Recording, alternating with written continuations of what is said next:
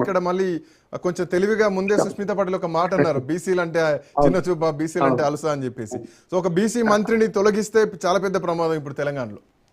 అవును, తొలగించే కష్టం. కానీ ఏముంది అంటే ఇప్పుడు మన బ్యాలెన్స్ చేసింది కదా, చిన్నారెడ్డి కూడా పంపింది కదా అటు పక్కన. చిన్నారెడ్డి గారు కూడా 100 కోట్ల రూపాయలు ఇచ్చి టికెట్లు తెచ్చుకున్నారని దాని మీద పంపింది కదా. మరి ఆ మాట ఎప్పుడో మన కోమటిరెడ్డి వెంకటరెడ్డి అన్నారు. ఆ తర్వాత ఇప్పుడు రాజగోపాల్ రెడ్డి కూడా అట్లాంటి మాటలే అంటున్నారు. లక్షలు కోట్ల రూపాయలు సంపాదించుకుంటున్నారు అని మాట అన్నారు కదా ఏది ఈ కాంగ్రెస్ నాయకులందరూ కూడా.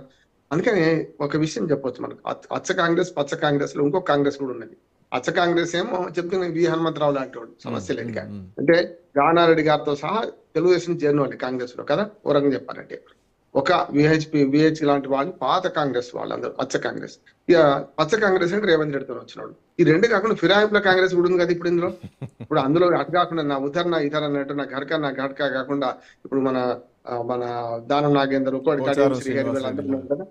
కనుక ఇప్పుడు మన పోచారం శ్రీనివాసరెడ్డి వీళ్ళు కూడా వ్యాఖ్యలు చేస్తున్నారు. పోచారము అనుభవానికి తత్వం బోధపడితే ఆయన వ్యాఖ్య చేస్తున్నాడు. ఇటు పక్కన కడియం శ్రీహరి గారు కూడా నేను ఇందులో ఉన్నా అనుకుంటూనే ఇప్పుడు మొత్తం వరంగల్ జిల్లాలో ముసలం పుట్టడానికి కారణం ఆయనే ప్రధాన కారణం అంటున్నారు. ఎందుకంటే ఒక ఎస్సీని ముందర వేసుకొని సీనియర్ నాయకుడు ఆయన ముందర వేసుకొని మిగతా రెడ్లందరూ రాజకీయం చేస్తున్నారనే ఆరోపణ కూడా ఉంది. దానికి కారణం ఏంటంటే అక్కడ రాజయ్యకు ఆయన వడకపోవడం మన గణపూర్ నియోజకవర్గంలో. కనుక ఆయన ఈ మొత్తం దీన్ని చేసే ప్రయత్నం చేస్తున్నారు. ఒక్కసారి పరకాల నియోజకవర్గం భౌగోళిక స్వరూపం చూసుకుంటే మనకు చాలా గమ్మత్తుగా మారింది శ్రీకాంత్. నేను 2 సార్లు అక్కడ అభ్యర్థులకు, లోక్సత్తా అభ్యర్థులకు నేను చీఫ్ ఎలక్షన్ ఏజెంట్ గా ఉన్నా ప్రతి ఊరు తిరిగాను నేను అక్కడ. మొదలు 2009కి ముందు సాయంపేట ఉంది నియోజకవర్గం. సాయంపేట ఎక్కడ దాకా ఉండే సంగం మండలము, ఇటు పక్కన ఆత్మకూరు, ఇక్కడ దాకా ఎక్కడ అంటే వరంగల్ సిటీలో కూడా కొంత భాగం ఉండే ఇది మనకు సాయంపేట నియోజకవర్గం. జస్ట్ పరకాల నుంచి 5 కిలోమీటర్లు వస్తే సాయంపేట నియోజకవర్గం. అదంతా అక్కడి నుంచి ఆ గుట్టల నుంచి అంతా పరకాల నియోజకవర్గం. ఎక్కడ దాకా భూపాలపల్లి దాకా ఉండే. అదే భూపాలపల్లి నియోజకవర్గం 2009లో అయి సాయంపేట ఎగిరిపోయింది కదా. ఆ తర్వాత పరకాలలో ఉప ఎన్నిక వచ్చింది, మీకు తెలుసు.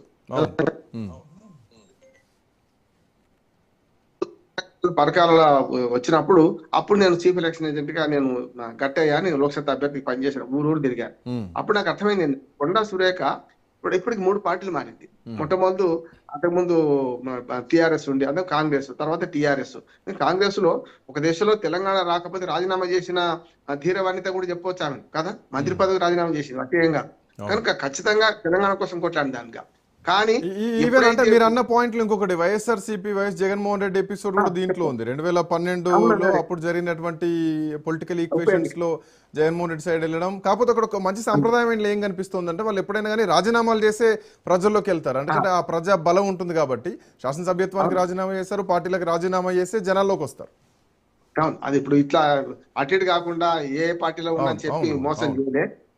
అదే స్ట్రేట్ ఫార్వర్డ్ అన్నట్టు అదే చెప్తున్నాను. ఫస్ట్ కాంగ్రెస్, తర్వాత టిఆర్ఎస్ నుంచి విడిపోయిన తర్వాత నేను నా చెవులార కాళ్ళలో చూసిన చెవులార విన్న కేసీఆర్ గారి నుంచి ఆ బండ బూతులు మాట్లాడింది ఆమె. వైసీపీ నుంచి పోటీ చేసింది, ఓడిపోయింది. కానీ నేను అంటే ఓడిపోయినా సరే అప్పుడు గట్టిగా నిలబడ్డది అంటున్నాను. 2012 ఉప ఎన్నికలు ఓటమిలో కూడా బలమైన ఓటు బ్యాంక్ తీసుకొచ్చుకున్నారు. మరి 1500-1600 ఓటు బ్యాంకుతో ప్రతిపక్ష నాయకులు ములుగురు భిక్షపతి గెలిచినటువంటి ఎపిసోడ్ కూడా అదే కదా.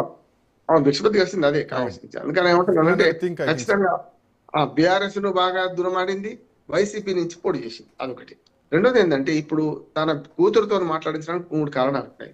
ఒకటి ఏమో జిల్లాలో మొత్తం జట్టు కట్టి రేవూరు ప్రకాష్ రెడ్డి, లేకపోతే వేం నరేందర్ రెడ్డి, ఇటు పక్క ఎస్సీ నాయకుడు మన కడియం శ్రీహరికి అందరిని కలుపుకొని పూర్తిగా మొత్తం ఆమెను ఒంటరి చేసినప్పుడు ఏమైంది, అట్లా నెగ్గింది. ఒక రకంగా చెప్పాలంటే ఒంటరి చేసి ఇంతమంది కంప్లైంట్లు ఇచ్చినా కూడా ఎక్కడ ఆమెను పిలిపించి అడగలే. వీళ్ళే పిలిపించారు, మీరు మీ ఆధారాలు చూపించండి ఏంది అని అన్నారు. రెండోది ఏమైందంటే మన యాదగిరిగుట్ట దేవాదాయ శాఖ మంత్రిగా ఉండి యాదాద్రి మనకు టెంపుల్ కమిటీ వేయడంలో, ట్రస్ట్ బోర్డు కమిటీ వేయడంలో ఆమెకి ఏం తెలవకుండా చేసి అమెరికా ఉన్నప్పుడు చేసింది. అది ఒక బాగా లోపడి ఉంది. ఇట్లాంటి వరుసగా ఆవిడ చూసుకుంటే అందరికి మొన్నటి రేవంత్ రెడ్డి గారు పరకాల సభకు పోతే అక్కడ ఈమె పోలే. ఖచ్చితంగా అంటే ఎదిరిస్తే గట్టిగా ఎదిరిస్తామనే మాట అయితే వస్తుంది ఆమెకి. వాళ్ళది ఇంటర్ క్యాస్ట్ మ్యారేజ్ చాలా